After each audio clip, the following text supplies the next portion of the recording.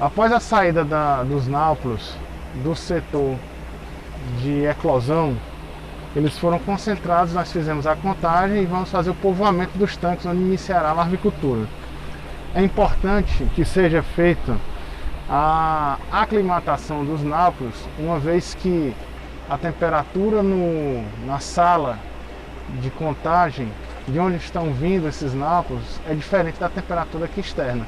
Então, para que não haja sofrimento dos animais e redução da sobrevivência, é feita uma gradativa inserção de água do tanque dentro do equipamento utilizado para concentrar os náuplios, para só então depois fazer a liberação dos náuplios no tanque de cultivo. Lembrando que esse tanque ele passou por todo um processo de higienização após o cultivo anterior.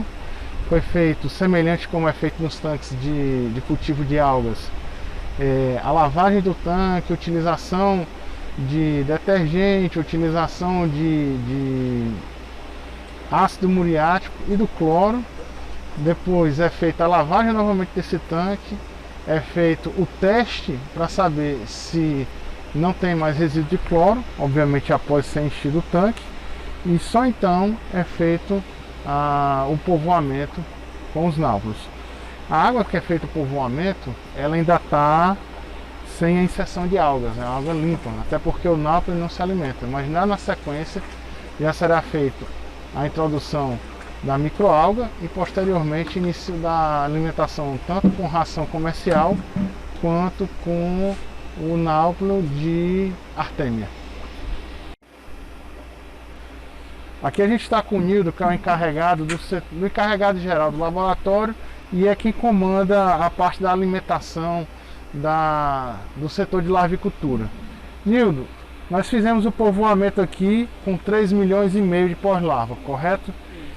A expectativa de retirada no final do povoamento, no final do cultivo, de pós-larva 10, por exemplo, é de quantos milhões? A média de 2.300 a 2.400. 2.300 a 2.400, com um tempo total de quantos dias? De 18 a 20 dias. 18 a 20 dias, se tiver um pouquinho mais quente, sai um pouquinho antes, né? Isso. Esfriando um pouco mais, demora um pouco mais. E aí a gente já pega o gancho da temperatura. Esse plástico aqui que vocês utilizam, ele consegue manter a temperatura da água bem? Consegue. Antigamente se trabalhava muito com a caldeira, com a serpentina de água quente dentro durante a noite, mas era um custo muito alto e vocês conseguiram contornar com a lona plástica, né? Aqui só o plástico é o suficiente. Detalhe, De manter a temperatura tranquila. detalhe que o Nildo estava me falando, que esse plástico aqui, ele só é utilizado em um cultivo, justamente para prevenir contaminações. Aqui a gente está do lado do mar e muitas vezes você tem o spray de água salgada, tem alguns animais que podem ser inclusive carreados por esse spray. Nildo, a alimentação que a gente estava conversando, a gente sabe que náuplo não se alimenta. Você colocou o náuplo 4, mas já foi colocado microalga aqui? Isso, já foi colocada microalgas porque quando for 4h30, 5 horas da tarde, é o horário que ele já está passando para a zóia. Então, rapidamente já mudou, náuplo 4, náuplo 5, já está em zóia 1, que já começa a alimentação à base de microalga. Aí a gente costuma colocar microalgas cedo, porque justamente para manter a temperatura, porque se a gente coloca de 4, 5 horas da tarde, a tendência é baixar a temperatura, né? Então a gente coloca cedo justamente para manter. Quando chegar 5 horas da tarde, que justamente no período que ele vai estar passando, então a temperatura já está legal, então mantém até de manhã, né? E é sempre bom na hora que ele vira, né, sai de náuplo para a zóia, que ele já tenha disponível alimento para não ocorrer canibalismo, né? Outro ponto interessante é que, apesar de na natureza ele só consumir microalgas, nessa fase vocês aqui trabalham com a ração comercial também específica para essa fase, não é isso? A gente tem, que é a menos 50, né, a micragem, e a gente costuma usar a espirulina também, né? Espirulina em pó. É isso. Essa quantidade, como é que tu define a quantidade que é utilizada? Já existe uma regra para... Tem uma tabelazinha, né, que a gente segue ela. Uma tabela de alimentação. É isso. Fornecida pelo distribuidor ou você mesmo que desenvolveu? Não, a gente mesmo consegue ver a melhor maneira, né, para tanto no inverno como no verão, né? Porque no verão sempre o animal se alimenta bem melhor, né? Ok. Então a gente tem uma tabela pro inverno e pro verão, né? Perfeito. Nildo, e a inserção desses alimentos com o passar do tempo, você vai introduzir também a artêmia, o napro de artêmia, não é isso? Isso. A partir de que dia você começa a introduzir o napro de artêmia? A partir de zóia 3 a gente começa já.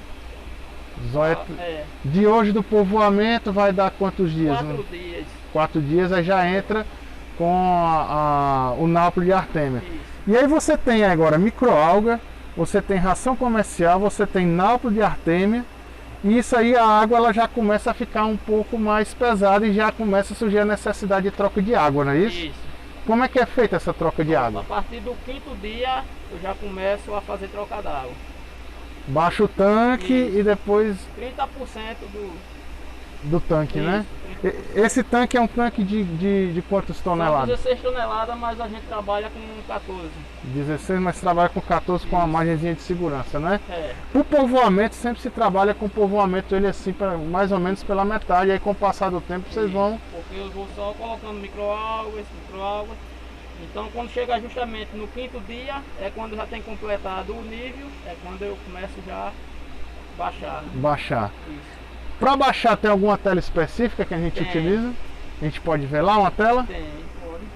Então, Nildo, você me falava das trocas de águas. Esse é o equipamento que a gente utiliza para filtrar a água para que a pós-larva fique dentro do viveiro e saia só a água. Tem diferença do tamanho da malha? Tem. A gente começa com a 300, normalmente a gente termina com a 500 ou 600.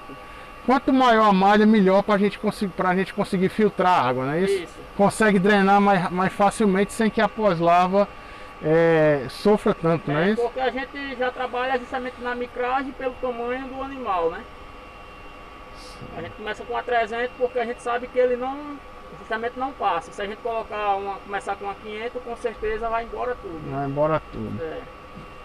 Visto depois que são feitas as drenagens de água, com o passar do tempo a nossa pós-larva ela já começa a ficar visível a olho nu. A gente aqui, Nildo, está com a pós-larva já PL4, não é isso? Isso. E é interessante que a gente consiga ver a natação, porque quando ele ainda está na fase de misses, esse animal ele vai nadar para trás, porque ele não está todo formado ainda. Uma vez que ele torna pós-larva, ele já tem essa característica da natação para frente. Nildo, aqui a gente está com a pós-larva 4. Nem sempre o cliente ele vai receber a pós-larva com a salinidade que vocês estão cultivando aqui, que dá em torno de 30 partes mais ou menos, não é isso aqui na larvicultura? Até que salinidade vocês conseguem entregar e quando vocês começam a redução da salinidade das pós-larvas? Aqui a gente entrega até salinidade 2 e a gente começa normalmente nesse estágio, né? PL3 a PL4 a gente já começa. Quantas partes por dia vocês chegam a baixar aqui da salinidade? De 4, no máximo 5. 4, 5 para não estressar o animal, né?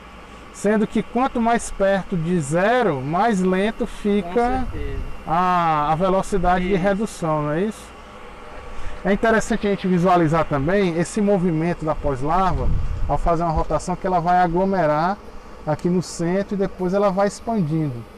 Se vocês puderem observar, a gente vê esses pontinhos escuros exatamente na região do hepatopâncreas. Isso demonstra que a larva está com excelente nutrição e muitas vezes essa coloração ela é devido a um dos produtos que é utilizado, que é o flake negro.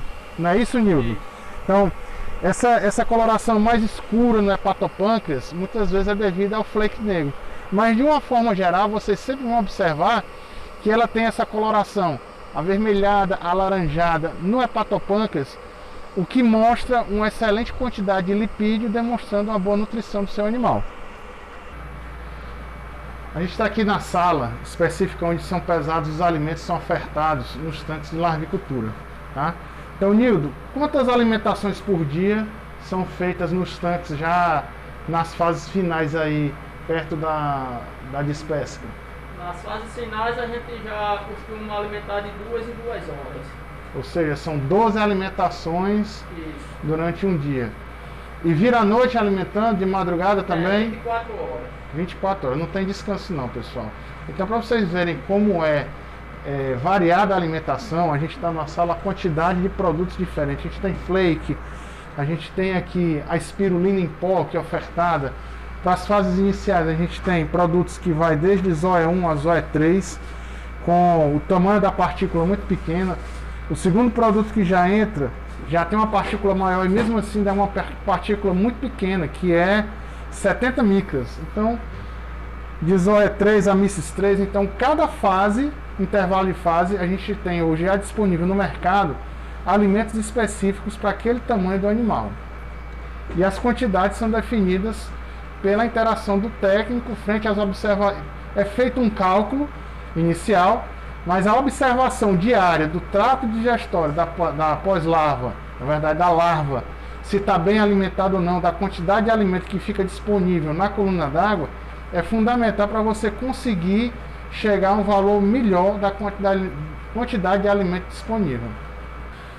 Nildo, conforme o processo o animal vai ganhando peso, vai aumentando o tamanho, vai aumentando a frequência alimentar. Então você estava me falando que quando está ainda em Zoé, é alimentado de quanto em quanto tempo? De 6 em 6 horas. Aí depois quando vira Missis, já vai para... De 4 em 4 horas. E aí depois de pós-larva é que passa a ficar de 2 em 2 horas. Até a data da expedição.